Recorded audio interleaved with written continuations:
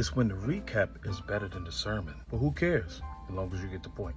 This week we talked about operating in the spirit of fear. Here's the sermon in a nutshell. The disciples are really upset. They're upset because Jesus says, let's go back to Judea, which means let's go back to die. Why we say let's go back to die? Simply because they were trying to stone Jesus in Judea. They escaped to Bethany. Now Jesus says, let's go back and raise up Lazarus because he's asleep. They like, bro, if he's asleep, then that means he's doing all right, right? Jesus says, man, I gotta go natural on y'all guys. No, the man is.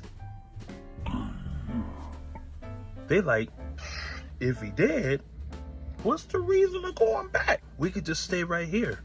One of the things we got to understand is fear paralyzes you. Fear will have you rationalizing everything. Fear captivates you and holds and grips your belief system. That's the reason why we can't operate in the spirit of fear. I'm not trying to sound like a word of faith preacher, but this is true.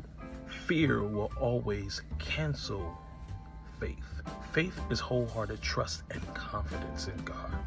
Fear allows you to be able to see a thing without actually seeing a thing. But you got to believe what he told you is true. That's operating in faith. So you can't operate in faith and fear at the same time. One is going to cancel out the other.